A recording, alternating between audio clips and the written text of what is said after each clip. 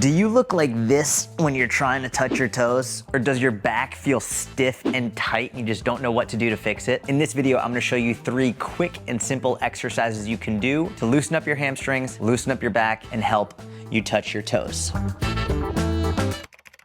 This first exercise is an isometric strengthening drill for your hamstring. Before we get into it, I want to give a huge shout out to Lucas Hardy from Range of Strength. I've been working with him for a few months. He's been instrumental in my knowledge on this. I encourage you to follow him. Now, this first exercise is a hamstring isometric strengthening drill. And I'll start by saying a lot of people think that if they have tight hamstrings, if they feel tight, then they shouldn't strength train them. They think it's going to make them more immobile and more stiff. It's actually couldn't be further from the truth. Good strength training is going to help you get a better range of motion. For this first one, you're going to get a box, you're going to get a couch, a bed, something to stabilize you on one side, and with the leg on the same side of that box, I like to get a slight bend in the knee. If you want to do it straight leg, that's totally fine, but I feel it more in the hamstring when I do this. You're going to drive your heel down towards the ground, and when you drive your heel down towards the ground, you're going to feel your hamstring light up. It doesn't have to be a 10 out of 10 max effort. I would like it to be like a 6 or a 7 out of 10. So you're going to push down for about 10 seconds, feel your hamstring light up, then relax for 10 seconds. Then push down for 10 seconds, and then relax for 10 seconds. You're going to do this for 3 total times per leg.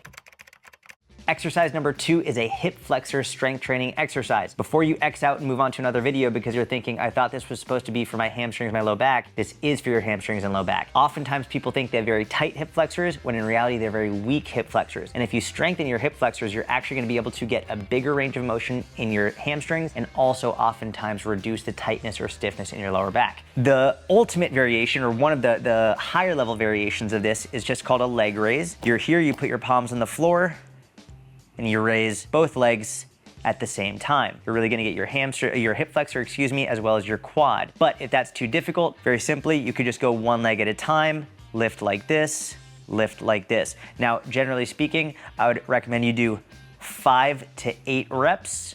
And if you have to do it unilaterally, so one leg at a time, just do 5 to 8 reps per leg. And if you need to bend your knee a little bit, that's okay. If for more beginner progression, if it's very, very difficult, bend your knee. Also worth noting, let's say you can't lift your leg at all, it doesn't even matter. The main goal is just to get the hip flexor firing. So even if your leg doesn't come off the ground, as long as you're trying, that's most important.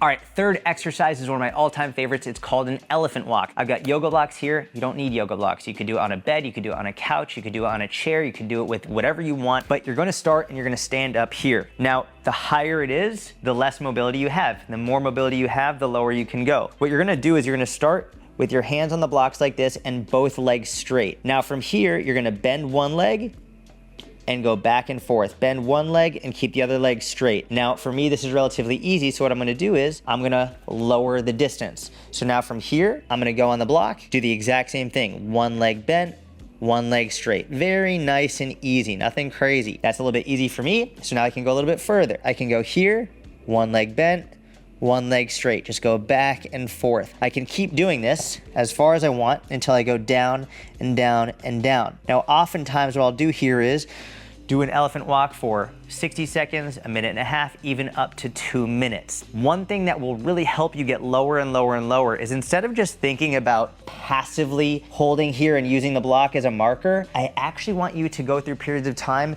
where you actively press into the block. So as you go back and forth, it's not just here being lazy with it. I actually want you to feel your abs light up by pressing into the block. Hold it for 10 seconds, going back and forth, then relax. And as you relax, you can actually go a little bit deeper. Do the same thing. You're gonna be here, press, press, press, press, and then you can go a little bit deeper. And again, you can do those elephant walks for about 60 to 120 seconds.